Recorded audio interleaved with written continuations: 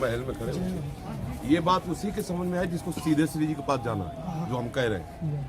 हमारी श्री जी है, इससे बढ़कर कोई बात नहीं है। अगर ये तुम्हारे ठसक आ गई ना, तो हम जो कह रहे हैं याद कर लो, जिसको निकुंज में श्री जी की सेवा में जाना, उसी की बात आएगी, नहीं चाहे 1000 बार सुनाओ आएगी।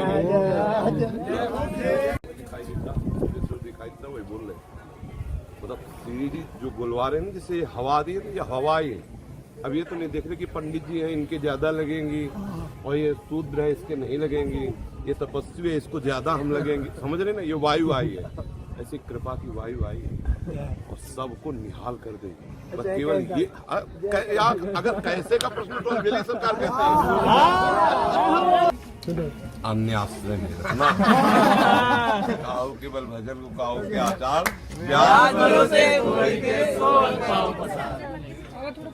ये तो ऐसा रखा हुआ हमारे लिए, सोते में पूछो। आप ये कोई सस्ता मंत्र नहीं है, आप इसे खेल लो समझो। व्यास भरोसे कुंवरे, आप देख लेना।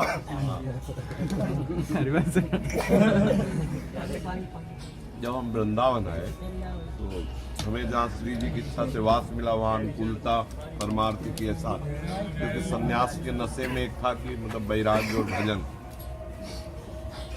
तो हम रोए हैं एकांत में। जो मदन मोहन जी का टीला ना, ऊपर चढ़ के एकांत में रोए, लाडली मुझ गरीब के लेकर थोड़ी भी जगह वृंदावन में नहीं। सच्ची बात, मतलब निश्चय किया कि अब बनारस वापस चले जाएंगे, क्योंकि हमारी प्रधानता साधन की थी। साधन नहीं हो रहा, ऐसे मुझे वृंदावन में नहीं रहना, क्योंकि संन्यास में था ना, तो प्रधानता साधन प्रधान। बस एकदम विवश होके एकदम उतरे, ऐसा लगा कि चलो बनारस हो गया। ये भी नीचे उतर गया कि इतनी बड़ी लाली गोरी से, हम लाल सन्यासी कपड़ा पहने थे, ऐसे हमारा अचला पुटा और आसपास घूम रहे। बाबा जाएगो, बाबा जाएगो, बिल्कुल मतलब कैसे तुम्हें बताया वो सीन। फिर हमारे मन में ये आया कि आसपास कहीं किसी गोस्वामी परिदर्श होगी, तो हमें रोते हुए शायद इसने सुना हो कि बनारस चले, हमने कहा भी मुख से, तो मतलब दिमाग में ऐसा आया कि ऐसा ही होगा। जे भी वो अलग हटे, एकदम हक से और अंदर आया कि बहुत मतलब और चमत्कार। ये भी पहुंचे जहाँ रुके थे, वहाँ एक संत खड़े थे, बोले आपको अमुक संत बुला रहे हैं। आप वहाँ गए तो वो कमरा खोल दिए, बोले पसंद कर लो, यहाँ कोई नहीं रहता, एकदम एकांत। बहुत बहुत बहुत। और उसके बाद श्री जी एक एक बात, अगर हम ये है ना कि व्यास भरोसे को सोच पाओ, वो देख रहे हैं, अरे वो देख रहे हैं, हमें और कोई देखे लगे। साधन वाधन जो है ना, बिल्कुल सच्ची मानिए, ये जब तक अहंकार है उसके मिटाने के लिए, अहंकार विमुक्त आत्मा करता है, कर ऐसा और नहीं तो सारी बात इतने से बनती है। बिन रोए किन पाइया प्रेम प्यारा में, सार बात है। जिस दिन ये पता चल जाएगा हृदय से कि मेरे बनाए न बनेगी कोटि कलप लो, उसी समय रोना आ जाएगा लाडली, उसी समय बात बनना शुरू। हमने जीवन का अनुभव किया, सार मतलब कुछ बातें ऐसी होती है जिनमें हम काटते हैं, वो किसी भी तरह काटी नहीं जा सकती। जैसे हमारे जीवन का अनुभव है, श्री जी के भरोसे से बढ़कर कोई साधना नहीं। मेरी लाडली मेरी, इससे बढ़कर कोई, ये सूत्र है, हमारे हृदय का सूत्र है, जो अनुभूत विषय है, और ये ऐसा चमत्कार पैदा कर देगा कि आप देख लेना। लोग परलोक दोगुन जगह अगर झंडा नगाड़ दे तो हमें बता दो, एक बात ठसा, मेरी गोरी गोरी लाडली मेरी लाडली मेरी। आप देख, इसका देखला, इसका फल देखना, इसका परिणाम देखना। मतलब ये कोई सोचे कि तुम भाई भजन करते रहो, इसलिए बड़े बड़े भजनानंदी हवा नहीं पाते। यह नारदादि सुखई अगम्यम वृंदावने वन्य, हमें तो लगता है महादेव जी रीझ गए और वृंदावन रजरानी की आश्रय दिए, रजरानी की कृपा से, आचार्य चरणों का आश्रय, गुरुजनों की कृपा, और उससे ये बात समझ में आ गई कि मेरी लाडली ये हमारे थी नहीं, मतलब ये मतलब कोई हमारी पढ़ी लिखी बात नहीं, कोई थी नहीं, ये आई है। जिस समय आज के 15-16 वर्ष हमारी किडनी का रिपोर्ट आया कि गए, तो अचल बिहार में थे, ऊपर कमरे में अकेले, 1 रुपया भी हमारे पास नहीं रहता था। तो एकांत तो बैठे, हमें लगा कि वो बात नहीं बनी जो बनना चाहिए। आज के 15-16 वर्ष पहले एकदम मन में आया कि ब्राह्मण के घर में जन्म हुआ, बच्चापन से बाबा जी बना दिए गए और बनारस से यहाँ बुलाए गए, लेकिन यहाँ का वो कार्य नहीं हुआ जिसे कहते हैं। एक होती है जिसमें अंदर से निकलता है कृत्य भयो में, मतलब बहुत रोए, उनका व्यर्थ जीवन निकल गया। बहुत वही 4:30 बजे शाम का, अकेला, कोई नहीं, भयानक रोग से ग्रसित। उसी समय देखा, जो देखा वो उसी दिन से ताल ठोक दी। आप ये जो देखते हैं ना, तो उसी दिन का चमत्कार, बस 1 सेकंड में एकदम वो जो आया अंदर से लो, और सामने जो उसी दिन से आप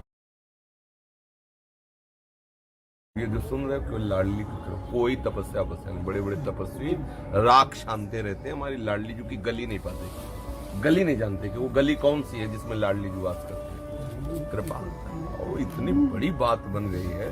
पर वो अज्ञानी जो समझता नहीं, वो समझता ना, मतलब जिसे आप 10 घंटे मेहनत करो फिर आपको 100 रुपया मिले, तो आपको एक बहुत कीमत समझ में आएगी।